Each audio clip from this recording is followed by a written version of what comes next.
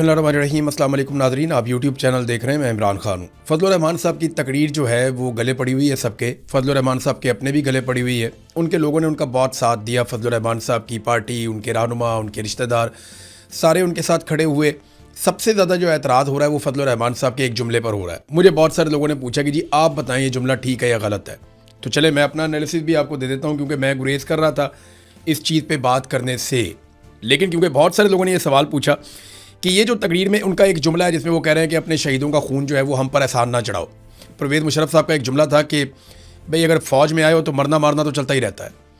तो जब आप एक सिक्योरिटी फोर्स ज्वाइन करते हैं तो आपको इस बात का पहले दिन से अंदेशा होता है कि आपको गोली चलानी भी पड़ सकती है, आपके ऊपर गोली चल भी सकती है, आपको जान लेनी भी पड़ सकती है और आपकी जान जा भी सकती है। तो ये एक बड़ी रिस्की जॉब है जिसमें आपको ये सारा कुछ करना पड़ता है। तो यहाँ तक तो ये बात ठीक है। मैं आपको सिर्फ एक वाक़या सुनाता हूँ, उससे आपको चीज़ों का आइडिया हो जाएगा। ये बात है 2013-14 की बात है। मैं सियाचिन गया था। वहाँ जो मेरे एक प्रोड्यूसर थे उनके साथ एक फ़ौजी मेजर था, उसकी बहस हो गई। और बहस इस बात पे हुई कि जनाब ये जो पहाड़ हैं पीछे जो इंडिया के कब्ज़े में हैं, इन पे पाकिस्तान का कब्ज़ा होना चाहिए था। तो इंडिया ने आपसे ये छीन लिए और आप आज तक वापस नहीं ले पाए। इस बात के ऊपर वो आपस में बहस कर रहे थे। तो वो मेजर साहब बहुत जज्बाती हो गए और उन्होंने जज्बाती होकर कहना शुरू कर दिया कि हम यहाँ पे जाने दे रहे हैं, हम यहाँ पे कुर्बानी दे रहे हैं और आप हमें बातें सुनाते हैं। उन्होंने कहा जी देखें, मैंने आपसे पूछा कि क्या हमारा कब्ज़ा यहाँ तक होना चाहिए था या इससे आगे भी ज़मीन हमारे पास होनी चाहिए थी। तो आप इसका जवाब देने की बजाय मेरे ऊपर अटैक कर रहे हैं। तो ये तो आप तस्लीम करें ना कि बहुत सारा एरिया जो सियाचिन का पाकिस्तान का था वो इंडिया ले गया। कम से कम यहाँ तक तो आप मान लें कि आपकी गफलत की वजह से बहुत सारा एरिया चला गया, फिर आगे बढ़ जाते हैं। तो वो मेजर साहब ने मेरी तरफ देख के एक सवाल पूछा कि आप बताएं इमरान साहब, कोई 30-40 हज़ार के लिए, 50 हज़ार के लिए कोई अपनी जान देता है 40-50 हज़ार की नौकरी के लिए? तो मैंने उन्हें जो जवाब दिया वही जवाब मैं यहाँ पे आप सारों को दे देता हूँ। मैंने कहा जी हम जो आपको पैसे देते हैं ना वो आपके वक्त के लिए आपको हम देते हैं, कि जो आप सर्विसेज दे रहे हैं, आप जो नौकरी कर लें उसके लिए हम आपको पैसा देते हैं। जैसा हम डाकिये को देते हैं, जैसा हम टीचर को देते हैं, जैसा हम पुलिस वाले को देते हैं, जैसा हम बाकी सेक्रेटेरिएट में काम करने वाले मुलाजमीन को देते हैं, ऐसे हम आपको भी तनख्वाह देते हैं। जैसे बाकी इदारों में तनख्वाह मिलती है, आपके इदारे को भी तनख्वाह मिलती है। तो इसमें अलग चीज़ क्या है, सबकी अपनी अपनी अलग अलग ड्यूटी है। वो कहते हैं लेकिन आप बताएं कि कोई अपनी जान देता है इतने पैसों के लिए? तो मैंने कहा देखें, चाहे आपके इदारे का आदमी हो चाहे किसी भी इदारे का आदमी हो, जो भी अपनी जान देता है ना उसके बदले में हम उसे पैसे नहीं देते, उसके बदले में हम उसे इज्जत देते हैं, उसके बदले में हम उसे प्यार देते हैं। और यही एक कौम दे सकती है अपने शहीद को। तो फिर मेजर साहब के पास कोई जवाब नहीं था उसके बाद, और ना उनके पास पूछने के लिए कोई सवाल था। तो ये जो सिक्योरिटी फोर्सेज हैं ये तनख्वाह लेकर काम करती हैं, ये बात बिल्कुल ठीक है फजलुर रहमान साहब की, उन्होंने गलत बात नहीं की। लेकिन जब ये लोग शहीद हो जाते हैं तो कौम इसके बदले में उन्हें प्यार करती है, कौम इसके बदले में उनका एहतराम करती है। और यही एक प्यार और एहतराम है, और ये एक जज्बा यही होता है ना कि मैं अपनी कौम के लिए जान दे रहा हूँ, मेरी कौम मुझे याद रखेगी, मैं हमेशा अपनी कौम की नज़रों में ज़िंदा रहूँगा, मेरे ख़ानदान वाले मेरे पे फ़ख्र करेंगे। यही एक बात होती है ना जो आप लड़ते हैं, कोई भी लड़ाई आप जब लड़ते हैं तो आपको ये होता है मैं अपनी कौम के लिए, अपने लोगों के लिए लड़ रहा हूँ। अरशद शरीफ के दिमाग में भी यही था ना कि मैं अपनी कौम के लिए आवाज़ उठा रहा हूँ, आने वाली नस्लों के लिए आवाज़ उठा रहा हूँ, लोग मुझे याद रखेंगे। आज लोग अरशद शरीफ को याद भी रखते हैं, प्यार भी करते हैं। लेकिन देखिए मसला तब पैदा होता है जब आप अपने ही लोगों को मारना शुरू हो जाते हैं, तो फिर लोगों को गिले शिकवे याद रहते हैं, कुर्बानियां लोग भूल जाते हैं। और यही इस वक्त पाकिस्तान में इदारों के साथ हो रहा है। ऐसा नहीं है कि इदारों ने कुर्बानियां दी, पुलिस ने सबसे ज़्यादा कुर्बानियां दी हैं। उसके बाद दहशतगर्दी की लड़ाई में फौज ने भी कुर्बानियां दी हैं, लेकिन सबसे बड़ी कुर्बानी जो दी वो पाकिस्तान के सिविलियंस ने दी है। सबसे ज़्यादा जानें सिविलियंस की गई हैं दहशतगर्दी के खिलाफ लड़ाई में, और वो सारे भी उतने ही बड़े शहीद हैं जितने बड़े हमारे सिक्योरिटी फोर्सेज के लोग शहीद हैं। ये सारे लोग जो है वो शोहदा हैं, तो सारों का एक जैसा एहतराम होना चाहिए ना। हम तो फ़र्क नहीं करते, लेकिन ये जो फ़र्क किया जा रहा है इस वक्त, बलूचिस्तान की सड़कों पे 30 शोहदा के लाशें पड़ी हुई हैं, उनसे सौतेलों जैसा सलूक क्यों किया जा रहा है? मेरा ये सवाल है, कोई मुझे इसका जवाब दे दे। देखिए फजलुर रहमान साहब के जुमले में ये आप एतराज़ कर सकते हैं, जो लोग एतराज़ कर रहे हैं उस एक जुमले के ऊपर, वो जायज़ एहतजाज है कि आप शोहदा के बारे में आप इस तरह बात बेशक ना करें, लेकिन क्या शोहदा का एहतराम पाकिस्तान की रियासत कर रही है? मेरा सवाल ये है। क्या इन पुलिस वालों की जो वर्दी है वो ज़्यादा सस्ती है? क्यों उनके चेहरे जो है वो पाकिस्तान के टीवी चैनल्स पर नहीं दिखाए जा रहे? मेरा सवाल है, मुझे इसका जवाब दें आप। क्यों उन पर गमगीन नगमों वाले म्यूज़िक क्यों नहीं चलाए जा रहे? उनके ऊपर मोन्टाजेस क्यों नहीं बनाए जा रहे? क्यों उनके चेहरे बार बार टीवी चैनल्स पे नहीं दिखाए जा रहे? मेरा सवाल है, मुझे इसका जवाब दें। क्यों अभी तक ISPR की जानिब से इन शोहदा पर कोई नगमा जारी नहीं किया गया? मेरा सवाल है, मुझे इसका जवाब दें। क्यों अभी तक नेशनल मीडिया को जाए वकूआ पर नहीं ले जाया गया? मेरा सवाल है ना, मुझे इसका जवाब दें। अभी तक क्यों वॉर रूम नहीं बनाकर दिखाए गए मीडिया के ऊपर, जो हमेशा बनाकर दिखाए जाते हैं? क्या ये जो पुलिस वाले हैं इनकी वर्दी सस्ती है, या ये कौम के बेटे नहीं है, या इनका खून सस्ता है? मेरा सवाल है ना, देखें, जब शहीद की इज्जत होगी तो सबकी इज्जत होगी। चाहे कोई बॉर्डर के ऊपर शहीद हो जाए, चाहे कोई दहशतगर्दों से लड़ता हुआ शहीद हो जाए, चाहे कोई अपनी दुकान पे बैठा हुआ अपना कारोबार करने के लिए गया, वहां पे कोई धमाका करके उसको शहीद कर दे, तो ये सारे शहीद हैं, हमारे लिए सारे मोहतरम है। चाहे अरशद शरीफ दियार गैर में शहीद हो जाए, कीनिया की सरजमीन पे मारा जाए, वो भी हमारे लिए शहीद है, वो भी हमारे लिए उतना ही मोहतरम है, मोतबर है, बल्कि वो ज्यादा अहमियत इसलिए रखता है कि उसकी कोई लड़ने की ट्रेनिंग नहीं थी, वो पूरी कौम के लिए आवाज उठा रहा था, अकेला वहां पे पड़ा हुआ था दियार गैर में, वहां पे शहीद हो गया, तो उसकी भी उतनी इज्जत होनी चाहिए। मेरा यह सवाल है कि क्यों अभी तक शोहदा के लवाहिकीन और उनके वारिसान के इंटरव्यू टीवी चैनल पे नहीं दिखाए जा रहे? क्या ये वर्दी इतनी सस्ती है कि आप नहीं दिखाएंगे? इनके साथ सौतेलों जैसा सलूक आप करेंगे तो आप खुद कंट्रोवर्सी में जा रहे हैं। पाकिस्तान के इदारे एक तफरीक पैदा कर रहे हैं जो नहीं होनी चाहिए। ये क्या वजह सिर्फ ये है कि ये आपके अज़ाइम या आपके मकासद के रास्ते में नहीं मारे गए, या ये सस्ते लोग थे, या इनका खून सस्ता था? देखिए, अमेरिका ने अपने एक पायलट को बचाने के लिए, देखें, शेर तो हमें ये भी सुनाए जाते हैं कि काफिर हो तो शमशीर पे करता है भरोसा, मोमिन हो तो बेतेग भी लड़ता है सिपाही। ये जगह जगह लिखे हुए हैं। हमें एस्टेब्लिशमेंट के लोग ये शेर सुनाते हैं बार बार जज्बाती करने के लिए, और बहुत सारे इस तरह के। लेकिन मेरा सवाल ये है कि वहां पे लड़ने के लिए क्यों नहीं गए जहां पे आपके पास बेशुमार असला था? वो तो बेचारे आपका इंतजार करते रहे, वो तो आपको देखते रहे। अमेरिकन पायलट एक गिर गया था ईरान के अंदर। अमेरिका ने तारीख का महंगा तरीन और मुश्किल तरीन ऑपरेशन किया अपने पायलट को निकालने के लिए। याद है आपको? थोड़ा सा पहले की बात है। डोनाल्ड ट्रंप वगैरह ये 2 रातें सोए नहीं सारे लोग। इन्होंने व्हाइट हाउस के अंदर पूरा एक वॉर रूम बना दिया था और पूरा एक ऑपरेशन किया गया था बहुत बड़ा, जिसपे अरबों रुपए इन्होंने खर्च कर दिए थे कि हमने हर हाल में कई अपना सामान इन्होंने कीमती ज़ाया करवा दिया, अपने एयरक्राफ्ट ज़ाया करवा दिए। लेकिन ये अपने एक एक बंदे को ईरान से निकाल कर लेकर गए। जब ईरान में पायलट गिरा था, वो वाकया आपको याद होगा। तो हम अपने 30 जवानों को किसके रहमो करम पे छोड़ रहे थे? हमने वहां पे क्यों छोड़ा? हमें भी चाहिए था वहां से उनको निकालते। देखिए ना, पाकिस्तान अब सालसी दुनिया की तो करवा रहा है। वो डोनाल्ड ट्रंप भी बाज नहीं आ रहा, ईरान भी नहीं बाज आ रहा, वो आपस में एक दूसरे पे मिसाइल मारते चले जा रहे हैं, मारते चले जा रहे हैं। लड़ाई दोबारा शुरू हो गई। दोनों को अपने हुर्मत पे कंट्रोल चाहिए, और कंट्रोल का मामला यह है कि जिसका कंट्रोल होगा वो फ्यूचर में तजारत के ऊपर कंट्रोल करेगा। ईरान को लगता है कि उनके हाथ में कमजोरी आ गई है दुनिया की, तो यहां से हम अपने आप को सेव करेंगे। जबकि अमेरिका को यह लगता है कि हमारी बहुत बड़ी बेइज्जती है अगर हम इसको बंद करवा के चले जाते हैं या ईरान के कंट्रोल में देकर चले जाते हैं। अब वो लड़ाई लगी हुई है, लड़ाई चलती जा रही है, चलती जा रही है। वो फिर एक दूसरे पे बम मारे, ईरान के ऊपर ज्यादा बम गिर रहे हैं। लड़ाई का आगाज ईरान ने कहा जी कि अमेरिका ने किया, जबकि अमेरिका कहता है वहां से जो जहाज गुजरते हैं उनको ईरान मारता है, तो फिर लड़ाई शुरू हो जाती है। अब अरब ममालिक के ऊपर ईरान लगातार बमबारी कर रहा है। बहुत सारे मिसाइल उनके इंटरसेप्ट हो जाते हैं, लेकिन बहुत सारे जाकर टारगेट पे भी लग जाते हैं, और वहां से वीडियोज भी आ रही हैं। तो डोनाल्ड ट्रंप ने इस हवाले से एक इंटरव्यू भी दिया। मेरा सवाल यह है कि देखिए, पाकिस्तान में आग लगी हुई है। बलूचिस्तान लिबरेशन आर्मी ने और तहरीक तालिबान पाकिस्तान ने जो वीडियोस जारी कर दी हैं, मैंने बदकिस्मती से वो वीडियोस देखी हैं। वो इतनी खौफनाक वीडियोस हैं, ऐसे दिल दहला देने वाले मनाजिर हैं कि मैं नहीं चाहता कि कोई भी उनको देखे। लेकिन बतौर सहाफ़ी जब मैंने देखा तो ये बहुत खौफनाक सूरत हाल पैदा हो चुकी है। बहुत सारी तंजीमें इकट्ठी हो गई हैं, बहुत सारी तंजीमें सरगर्म हो गई हैं। वहाँ पे आप अंदाज़ा करें कि इस वक्त जो सूरत हाल है, अफगान फोर्सेज है, दाइश है, TTP है, BLA है, और जराइम पेशा ग्रोह हैं, बहुत सारे स्मगलर्स हैं, और पता नहीं कौन कौन कहाँ से इकट्ठा होकर आ गया। और एक अजीबोगरीब अनारकी फैल गई है पूरे बलूचिस्तान में और खैबर पख्तूनख्वा के कबायली इलाकों में। इनको रोको जाके। दुनिया की सालसी आप छोड़ दें, कश्मीर के अंदर आपने आग लगाई हुई है, एक नफरत की आग वहाँ पे भड़क रही है। लोग बात सुनने को तैयार नहीं है हुकूमत की, और हुकूमत लोगों की बात नहीं सुन रही। वहाँ कत्लेआम हो चुका है 2 दफ़ा, और अब दोबारा से खदशा है कि दोबारा लड़ाई ना हो जाए। तो इन चीज़ों पर तवज्जो छोड़कर पाकिस्तान को बचाएं। इस वक्त पाकिस्तान में सालसी की और बातचीत करने की ज़रूरत है। देखिए, इससे कुछ अफसरान को तो फ़ायदा हो जाएगा, कुछ लोग अपनी नौकरी या कुर्सी पक्की कर देंगे, लेकिन इस खेल के बाद नुकसान पाकिस्तान का होगा और पाकिस्तान के इदारों का होगा, और हमें कीमत इसकी चुकानी पड़ेगी। आप जो मर्जी कर लें, जिस लेवल की ये लड़ाई आपके गले पड़ गई है ना, ये लड़ाई कौमी यकजहती के बगैर लड़ना मुमकिन ही नहीं है। इमरान खान को, मारंग बलोच को आपको बाहर निकालना पड़ेगा, सियासी कैदियों को बाहर निकालना पड़ेगा, उनके साथ बातचीत करनी पड़ेगी। कौमी लश्कर बनाने की बजाय आपको कौम की बात सुननी पड़ेगी। देखिए, कौमी लश्कर ये क्यों कहते हैं कि बनाना है? देखिए, 3 उसकी बड़ी वजूहात हैं जिस वजह से ये कौमी लश्कर बनाना चाहते हैं। नंबर 1 वजह यह है कि अवामी सतह पर कोई भी ऑपरेशन होता है तो मुकम्मल तौर पे ताउन चाहिए। ताउन बिल्कुल नहीं है, अवामी हमायत बिल्कुल नहीं है किसी भी ऑपरेशन के साथ। और दूसरी उसकी वजह यह है कि वो डीमोरल हो जाती हैं फोर्सेस। तो ऑपरेशंस तो आप मोराल के साथ करते हैं, नारे लगाते हुए करते हैं, तो जब आप डीमोरल हो जाएंगे तो फिर आप ऑपरेशंस कैसे करेंगे? तीसरा उसका जो रीज़न है कि इंटेलिजेंस फेलियर हो रहा है। जब तक आपका लोकल आपके साथ नहीं होगा, मकामी आबादियां आपके साथ खड़ी नहीं होंगी, आपको इंटेलिजेंस नहीं मिलेगी, तो आपको ऑपरेशंस में कामयाबी नहीं मिलेगी। अब ये 3 बड़ी रीजंस हैं, लोग साथ नहीं खड़े हो रहे। देखिए, अगर लश्कर होगा तो अवामी तायीद भी मिल जाएगी, मालूमात भी मिलेंगी और मोराल भी बेहतर हो जाएगा।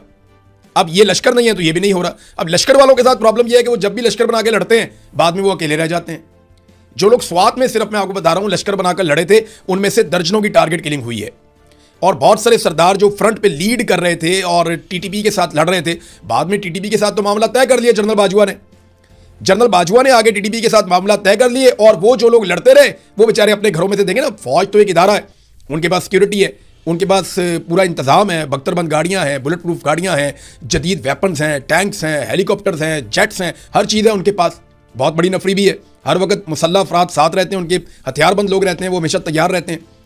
लेकिन ये जो लश्कर है, इनमें कोई ताजर है, कोई इनमें जिम्मेदार है, कोई इनमें छोटा सरदार है, कोई इनमें बड़ा सरदार है, कोई इनमें दुकानदार है। अब ये लोग लश्कर बना के लड़ने के लिए आ जाते हैं, बाद में तो इन्होंने अपनी दुकानों पे, अपने कारोबारों में या अपने हुजरों में जाके बैठना है। ये तो हर वक्त उस तरह मुसल्ला नहीं रह सकते, और जब ये गैर मुसल्ला होते हैं इनकी टारगेट किलिंग होती है।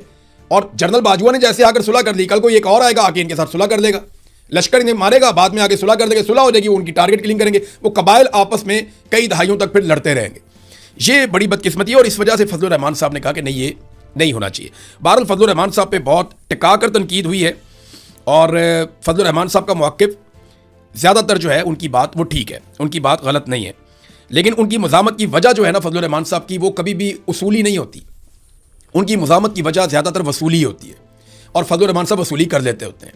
फजलुर रहमान साहब को ये नज़र आ रहा है कि ये सेटअप नहीं चल रहा, और पाकिस्तान को एक नए इलेक्शन की तरफ जाना पड़ेगा। और जब भी कोई इमरान खान साहब से बात करेगा, जो अब नज़र आ रहा है कि इसके बगैर गुजारा कोई नहीं है, तो इलेक्शन की तरफ ही जाना पड़ेगा। और इलेक्शन में उसी पॉलिटिकल पार्टी को वोट मिलेगा जो एंटी एस्टेब्लिशमेंट बयानियां बनाएगी। तो फजलुर रहमान साहब ने एंटी एस्टेब्लिशमेंट बयानियां बना लिया, और फजलुर रहमान साहब के बाद ये सहूलत भी है कि वो जब चाहें एंटी एस्टेब्लिशमेंट बयानिया से वापस भी आ सकते हैं। यानी उनकी पॉलिटिकल पार्टी में फजलुर रहमान साहब की वहाँ जमहूरियत नहीं है।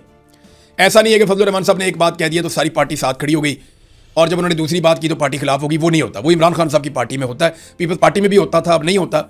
लेकिन यहाँ फजलुर रहमान साहब को तो सत्ते खैरा, वो अगर कल को ये कह देंगे जी मैं खुद लश्कर बना रहा हूँ, तो इससे कोई फर्क नहीं पड़ेगा। उनकी पार्टी उनको कहेगी ठीक है जी फजलुर रहमान साहब ओके करो, तो उनको मुखालफत का सामना नहीं करना पड़ेगा। अनकंडीशनल सपोर्ट रहती है फजलुर रहमान साहब के पास। उनकी पार्टी में एक जिसको कल्ट इमरान खान को कहते हैं ना, एक्चुअली इन पॉलिटिकल पार्टीज में छोटे छोटे ये कल्ट मौजूद है।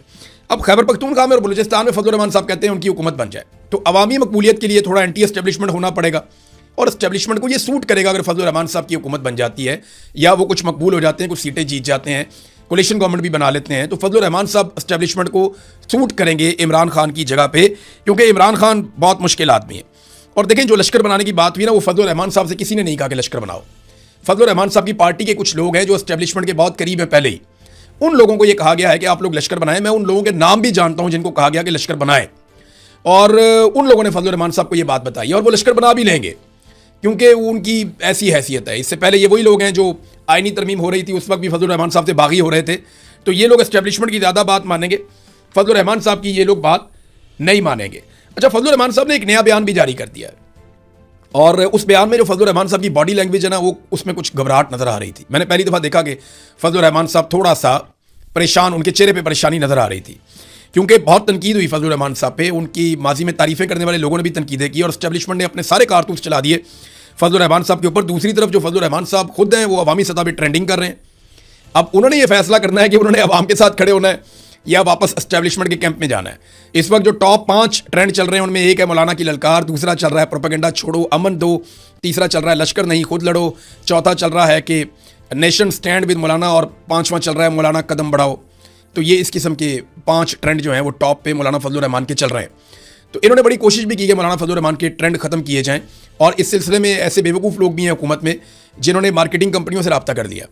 तो उन्होंने कहा जी हमारा इससे क्या ताल्लुक़ है, ये हम नहीं कर सकते, ये आप PTA से जाके बात करें, या आप ट्विटर से बात करें, या आप इसको और तरीके से देखें, हमारा इसमें कोई ताल्लुक़ नहीं है। तो फ्रस्ट्रेशन बहुत ज़्यादा बढ़ गई है कि फजलुर रहमान साहब को सोशल मीडिया पे कैसे नाकाम बनाया जाए। देखिए, ये फजलुर रहमान साहब की अपनी पार्टी सोशल मीडिया पे इतनी तगड़ी नहीं है। तहरीक लब्बैक उनसे 10 गुना ज़्यादा तगड़ी थी सोशल मीडिया पे, और पाकिस्तान तहरीक इंसाफ नंबर 1 पार्टी है सोशल मीडिया पे आज भी। ये अवामी तायीद है जो फजलुर रहमान साहब को मिली है उनके मौक़िफ़ की वजह से। वो अपना मौक़िफ़ बदलेंगे, देखेंगे यही अवाम सारी की सारी फजलुर रहमान साहब के खिलाफ हो जाएगी, फिर फजलुर रहमान साहब अपना कोई ट्रेंड बना के चला के दिखा दें तो वो नहीं बना पाएंगे, ना वो चला पाएंगे, वो कर नहीं पाएंगे।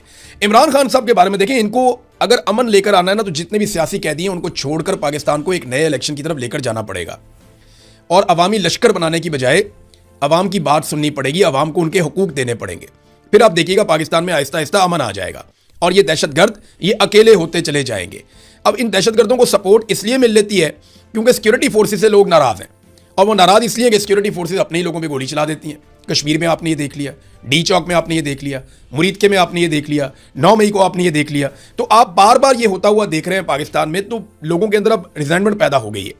इमरान खान जेल में किस स्टेट ऑफ माइंड में है, इसको समझना बहुत जरूरी है। ऐसी सूरत में आप इस आदमी को शिकस्त नहीं दे सकते, आपको इससे बात ही करनी पड़ेगी।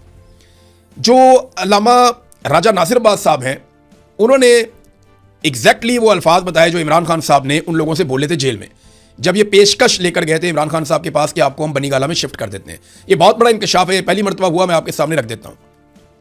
पहले इसके बारे में खबरें आती रही हैं, लेकिन बड़ी क्लैरिटी के साथ उन्होंने वो पूरा माहौल बताया जिसमें वो गए थे। उन्होंने कहा जी हम 5-6 लोग गए थे, सलमान अकरम राजा थे, अली अमीन गंडापुर थे, साहबजादा हामिद रजा थे, वो भी बेचारे बेगुनाह जेल में कैद हैं।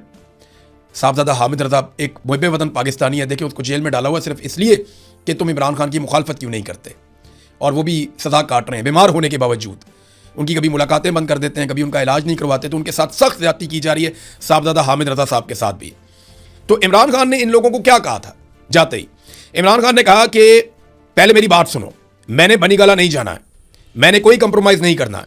मेरे साथ वाले लोग जो एक जुमला लिखकर दे देते हैं, बाहर आ जाते हैं, वो जेल में रहें, और मैं जनाबे वाला डील करके तो जाकर उधर बैठ जाऊं, मैं नहीं जाऊंगा। और ये जेल मेरे लिए अल्लाह की नेमत है। मैं पहले मेरे पास इतना वक्त नहीं होता था, कुरान पढ़ता हूं तो पहले एक तर्जुमा, अभी मेरे पास कई तर्जुमे हैं या तफसीरें हैं, मुझे अब सही से वो कहते हैं याद नहीं है, लेकिन 4-5 की उन्होंने बात की थी। वो कहते हैं मैं दुआ करता हूं, पहले नमाज जल्दी जल्दी पढ़ता था, अब इत्मीनान से नमाज पढ़ता हूं, किताबें पढ़ता हूं, ये जेल मेरे लिए अल्लाह की नेमत है। ये जनाब सेनेट के अंदर जो कायदे हिज़्ब इख्तलाफ हैं, अल्लामा राजा नासिर अब्बास साहब वो ये कह रहे हैं कि इमरान खान साहब इस स्टेट ऑफ माइंड में जेल के अंदर। मैं क्योंकि कैदे तन्हाई काट के आया हूं ना 5 महीने, तो मैं आपको बताता हूं जब आप इस स्टेट ऑफ माइंड में चले जाते हैं तो अल्लाह ताला आपके दिल में इत्मीनान डाल देता है। फिर आपके ऊपर कोई टॉर्चर करे, कोई बदतमीजी करे, कोई कुछ भी करे, तो आपको लगता है ठीक है जो है ये है, मेरा अल्लाह तो देख रहा है ना, तो मैं अपने अल्लाह के साथ अपना ताल्लुक जोड़ लेता हूं। ये होता है आपके साथ। इमरान खान साहब वहां पे बैठे हैं, इनको मुसीबत पड़ेगी, यही जाके इमरान खान से बात करेंगे, और देख लीजिएगा इनको इमरान खान से बात करनी पड़ेगी, उसे फ्री एंड फेयर इलेक्शन का वादा भी देना पड़ेगा। तो नाज़रीन, फजलुर रहमान साहब का जो स्टेटमेंट जिसके बारे में मैं आपको बता रहा था, जॉइंट अवामी एक्शन कमेटी के बारे में उन्होंने बयान जारी कर दिया गैर मुतवक्के तौर पर, और उन्होंने कहा जी कि मैं उनसे अपील करता हूं कुछ दिन और सब्र कर लें, हमें चंद दिन की और मोहलत दे दें। मेरी बिलावल से बात हुई है और बिलावल ने भी कहा, वो कंफ्यूज भी हैं कि क्या करना है, कैसे करना है, वो कोशिश भी कर रहे हैं। तो मौलाना के चेहरे पे ना थोड़ी बहुत घबराहट नजर आ रही थी, लेकिन ऐसा लग रहा था कि मौलाना साहब अब सीज़ फायर चाहते हैं। और मेरे ख्याल में बिलावल से रब्ता करने की मौलाना की एक वजह यह भी हो सकती है कि मौलाना चाह रहे हों कि मामला किसी जगह पे तय हो जाए, और उसके बाद मौलाना साहब ने यह बताने के लिए कि मेरा बिलावल से रब्ता हो गया है, ये स्टेटमेंट भी उन्होंने चंद मिनट का जारी किया है। और इसमें अपील की है जॉइंट अवामी एक्शन कमेटी से कि आपने अभी कोई और एक्शन नहीं लेना। लेकिन फजलुर रहमान साहब अभी तक जॉइंट अवामी एक्शन कमेटी से मुलाकात नहीं कर पाए, उन लोगों के बीच में नहीं गए। बहुत सारे रहनुमा वहाँ पे गए, बहुत सारे लोगों ने जाकर उनसे मुलाकातें की, लेकिन मौलाना फजलुर रहमान साहब अभी तक जाकर मुलाकात नहीं कर पाए। हाँ, बिलावल पहुँच गए मुजफ्फराबाद, और बिलावल और मौलाना फजलुर रहमान साहब जो हैं वो मिलकर इलेक्शन लड़ रहे हैं आज़ाद कश्मीर में। अगर एस्टेब्लिशमेंट बहुत ज़्यादा गुस्से में रही और मौलाना फजलुर रहमान साहब वाकई डट गए, तो फिर याद रखिएगा कि मौलाना फजलुर रहमान साहब को आज़ाद कश्मीर में पाकिस्तान पीपल्स पार्टी अकेला छोड़ेगी, और वो जो एक अलायंस बनाया गया है वो अलायंस ख़त्म हो जाएगा। लेकिन देखते हैं ये होता है या नहीं होता। मौलाना साहब नॉर्मली अच्छी डील करने के आदी हैं और अच्छी डील करने में महारत रखते हैं। उम्मीद है कि मौलाना साहब हमेशा की तरह एक डील कर पाएंगे। नाज़रीन, जाते जाते एक छोटी सी खबर आपको मैं देता हूं। सऊदी अरब ने एशियाई ममालिक को खरीदारी करने की सूरत में $11 फी बैरल तक का रिलीफ दिया है। ठीक ठाक रिलीफ है, $11 फी बैरल तक का रिलीफ दिया है पेट्रोल में सऊदी अरब ने। हमारा ज़्यादातर जो तेल है वो सऊदी अरब से आता है, लेकिन हराम है कि हुकूमत ने 1 पैसे का भी रिलीफ पाकिस्तानियों को दिया हो। सऊदी अरब एशियाई ममालिक को रिलीफ दे रहा है, लाजमी बात है हमें तो ज़रूर मिलेगा, क्योंकि हम तो जनाब सऊदी अरब में फ़ौज भी भेज चुके हैं, दिफाई मुआहदा भी कर चुके हैं, और आज तक कौम को बताया भी नहीं कि हमने मुआहदा किया क्या है। लेकिन अच्छी बात है, रिलीफ तो सऊदी अरब ने ज़रूर दिया होगा, लेकिन पाकिस्तानी अवाम को टक्के का रिलीफ इन्होंने नहीं दिया, बल्कि उल्टा अवाम की इन्होंने जेबें काटी। अब तक के लिए इतनी, अपना ख्याल रखिएगा, अपने चैनल का भी। अल्लाह हाफ़िज़।